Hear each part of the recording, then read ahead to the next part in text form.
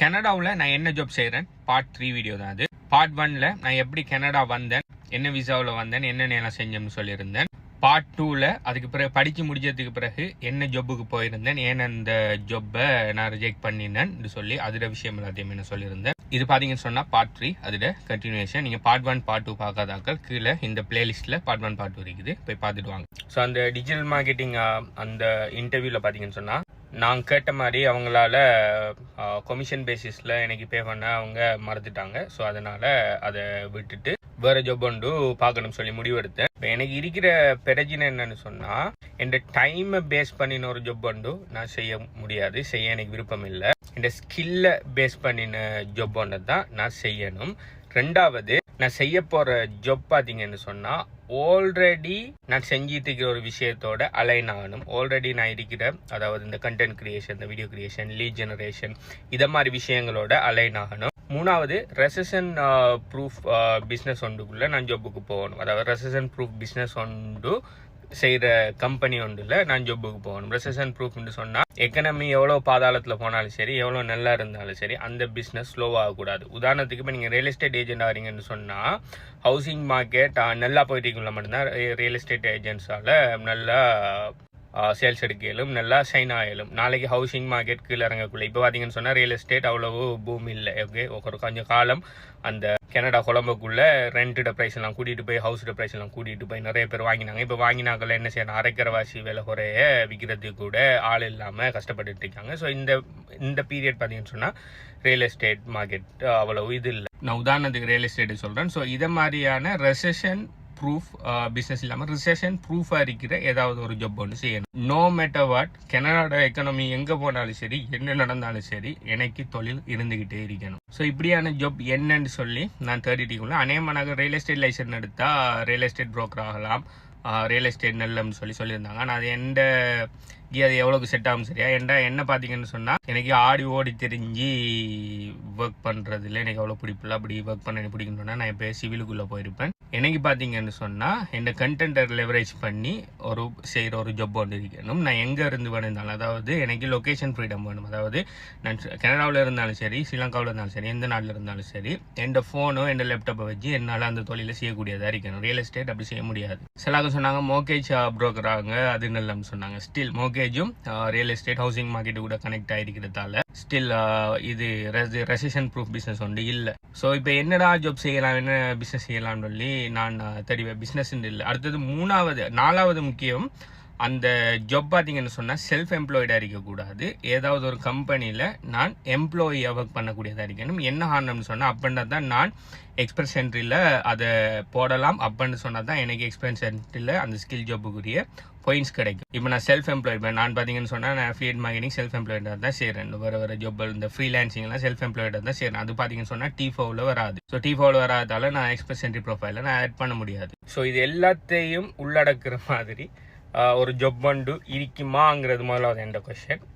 அப்படி இருந்தாலும் எங்கே போய் இதை தேடுறங்கிறது 2வது கொஸ்டின். ஸோ இதை பற்றி நான் தேடிட்டு இருக்கக்குள்ள நான் ஒரு வீடியோ ஒன்று பார்த்தேன். அந்த வீடியோவில் சொல்லியிருந்தாங்க, ஸோ பெஸ்ட்டான ஒரு தொழில் ஒன்று உங்களுக்கு செய்யணும்னு சொன்னால், அதாவது பெஸ்ட்டான இன்கம் ஒன்று நீங்கள் ஏர்ன் பண்ணணும்னு சொன்னால், உங்களோட பேங்க் அக்கௌண்ட்டை ஓப்பன் பண்ணி உங்களோட பேங்க் அக்கௌண்ட்டில் நீங்கள் விரும்பியோ விரும்பாமலோ ஒவ்வொரு மாதமும் உங்களோட பேங்க் அக்கௌண்ட்டில் இருந்து பணம் எந்த இண்டஸ்ட்ரி அப்படி எந்த ஒரு விஷயம் வெளியில் எடுக்குதுன்னு சொல்லி பாருங்கன்னு போட்டிருந்தாங்க. அதாவது உலகம் என்ன நடந்தாலும் சரி, கனடா நல்லா போனாலும் சரி, கீழே இறங்கினாலும் சரி, எக்கனாமி நல்லா போனாலும் சரி, கீழே போனாலும் சரி, மாதம் நோ மேட்டர் வாட் இதுக்கு பேமெண்ட் பண்ணிக்கிட்டே இருக்கோங்கிற மாதிரி ஒரு பேமெண்ட் உண்டு என்ன இருக்கு நம்மளோட பேங்க் அக்கௌண்ட்லன்னு சொல்லி பார்க்க சொல்லியிருந்தாங்க ஒரு வீடியோவில். அது யார வீடியோன்னு சொல்லி தெரியல, இல்லாட்டி நான் ஷார்ட் அவுட் பண்ணியிருப்பேன்.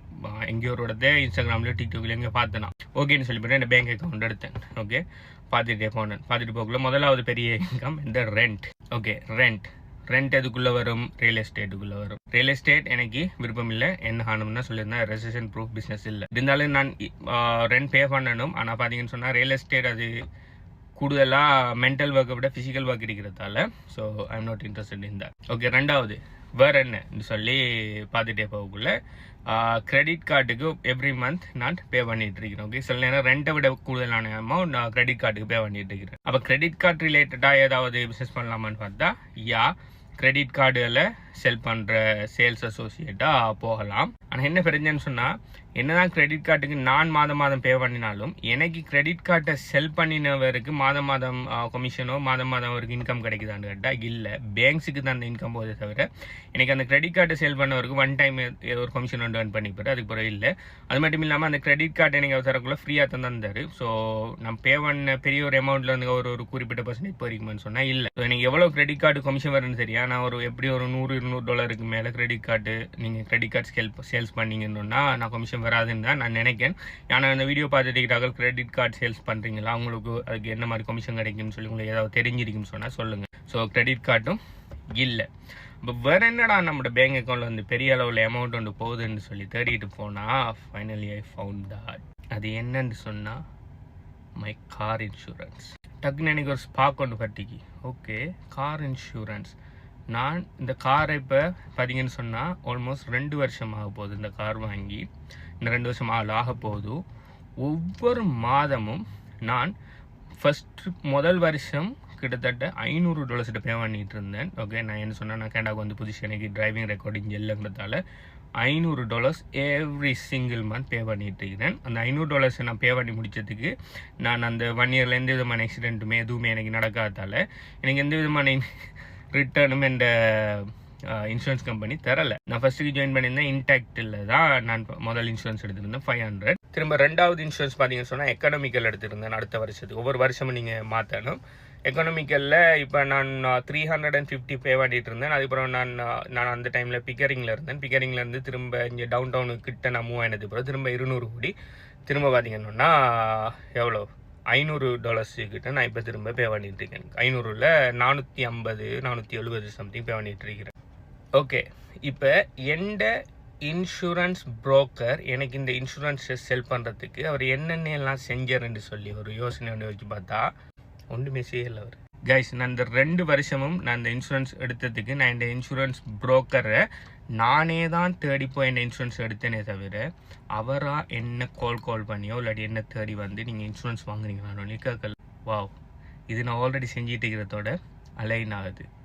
நம்ம யார் நம்ம என்ன செய்கிறோங்கிறத நம்ம வெளுவாக கொடுக்கக்குள்ள அந்த சர்வீஸ் தேவைப்படுறாக்கள் அவங்களாவே தானாக வந்து நம்ம செல் பண்ணுற சர்வீஸில் ஜாயின் பண்ணுவாங்க. ஆல்ரெடி அதை நான் ஃப்ளீட் மார்க்கெட்டிங்லேயும் செஞ்சுட்டு இருக்கிறேன். கிரிப்டோ கரன்சி என்ன கோச்சிங் ப்ரோக்ராம் எல்லாத்தையும் செஞ்சுட்டு இருக்கிறேன். Guys, okay, insurance, auto insurance அது நம்ம செஞ்சுட்டு இருக்கிற விஷயத்தோட அலைன் ஆகுது. ஓகே, அதுக்கப்புறம் நான் இன்சூரன்ஸ் சம்மந்தமாக ரிசர்ச் வந்து பண்ணுறேன். ஓகே, இன்சூரன்ஸ் என்ன, இன்சூரன்ஸில் என்னென்ன விஷயமெல்லாம் இருக்குது, என்னென்ன மாதிரியான இன்சூரன்ஸ் எல்லாம் இருக்குன்னு சொல்லி ரிசர்ச் வந்து பண்ணுறேன். அப்படி ரிசர்ச் பண்ணவங்க நிறைய விஷயம் தெரிய வருது. ஒன்று பார்த்தீங்கன்னு சொன்னால் இன்சூரன்ஸ் ஏஜென்ட், மற்ற விஷயம் பார்த்தீங்கன்னு சொன்னால் இன்சூரன்ஸ் புரோக்கர். இன்சூரன்ஸ் ஏஜென்ட் யாருன்னு சொன்னால் ஏதாவது ஒரு இன்சூரன்ஸ் கம்பெனியிட ஒர்க் பண்ணுவாங்க. அந்த கம்பெனியோட இன்சூரன்ஸை சேல் பண்ணுவாங்க. நீங்கள் இப்போ இன்சூரன்ஸ் இப்போ உதாரணத்துக்கு நீங்கள் ஸ்கோஷியா பேங்க்கு கால் எடுத்து நான் கார் ஒன்றுக்கு நான் இன்சூரன்ஸ் எடுக்கணும்னா ஸ்கோஷியா பேங்கால் உங்களோட காருக்கு என்ன இன்சூரன்ஸ் ரேட் ப்ரீமியம் ப்ரொவைட் பண்ணிடுமோ அதை மட்டும்தான் அவங்க சொல்லுவாங்க. இப்போ நீங்கள் டிடி கால் அடிங்கன்னா டிடி பேங்க்கு இன்சூரன்ஸ் எல்லாம் உங்களோட காருக்கு எவ்வளோ ப்ரொவைட் பண்ணிடுமோ அதை சொல்லுவாங்க. இது பார்த்தீங்கன்னு சொன்னால் இன்சூரன்ஸ் ஏஜென்ட், அவங்க ஒரு கம்பெனிக்கு மட்டும் ஒர்க் பண்ணுவாங்க. அதே சமயம் இன்சூரன்ஸ் புரோக்கர்னு ஒரு விஷயம் இருக்கு, அவங்க புரோக்கரேஜில் ஒர்க் பண்ணுவாங்க. அவங்களோட புரோக்கரேஜ் பார்த்தீங்கன்னு சொன்னால் ஒரு 10-15 இல்லாட்டி 40-50 இன்சூரன்ஸ் கம்பெனிஸோட பார்ட்னர்ஷிப்பில் இருப்பாங்க. இவங்கள்ட்ட போய் நீங்கள் உங்களுக்கு இன்சூரன்ஸ் வேணும்னு சொல்லக்குள்ள உங்களோட டீட்டெயில்ஸ் எடுத்து அவங்க சிஸ்டத்தில் போடக்குள்ள எந்த இன்சூரன்ஸ் கம்பெனி லோவஸ்ட் ரேட் இல்லாட்டி பெஸ்ட்டான ரேட் தருதோ அந்த கம்பெனியை உங்களோட கனெக்ட் பண்ணி அவங்க உங்களுக்கு அந்த கம்பெனி வந்து இன்சூரன்ஸ் எடுத்து தருவாங்க. ஸோ இப்போ என்ன இருக்கிற கேள்வி, நான் இன்சூரன்ஸ் ஏஜென்ட் ஆகிறதா அப்படி இல்லைன்னு இன்சூரன்ஸ் புரோக்கர் ஆகிறதா? அதே மாதிரி வேற என்ன இன்சூரன்ஸ் எல்லாம் இருக்குது, ஹோம் அண்ட் ஆட்டோ இன்சூரன்ஸ்னு ஒரு விஷயம் ஒன்று இருக்குது. அடுத்தது ஹெல்த் அண்ட் லைஃப்னு சொல்லி இன்னொரு இன்சூரன்ஸ் இருக்குது. அது என்னன்னு சொல்லி எல்லாத்தையுமே நான் ரிசர்ச் பண்ணி நான் புரோக்கர் ஆகிறதா ஏஜென்ட் ஆகிறதா இல்லாட்டி ஹோம் அண்ட் ஹெல்த் அண்ட் லைஃப்ங்கிற அந்த லைஃப் இன்சூரன்ஸ் ஏஜென்ட் ஆகிறதான்னு சொல்லி நான் ஃபைனலாக ஒரு முடிவு ஒன்று எடுத்தேன். அந்த முடிவு என்னன்னு சொல்லி நான் இதில் பார்ட் 4 வீடியோவில் எப்படி அதை நான் சூஸ் பண்ணினேன், என்னென்ன விஷயம்லாம் அதுக்கு இடையில் நடந்ததுன்னு சொல்லி பார்ட் 4 வீடியோவில் கிளியராக சொல்கிறேன். ஸோ இப்போ உங்களுக்கு தெரியும் நான் என்ன ஃபீல்டை சூஸ் பண்ணியிருக்கேன்னு சொல்லி. ஆனால் அதில் இருக்கிற என்ன சப் கேட்டகரி ஃபீல்டை சூஸ் பண்ணியிருப்பேன்னு சொல்லி நீங்கள் கெஸ் பண்ணியிருப்பீங்கன்னு சொன்னால் கீழே கமெண்ட் பண்ணுங்கள். பார்ட் 4 வீடியோவில் சந்திப்போம். பை.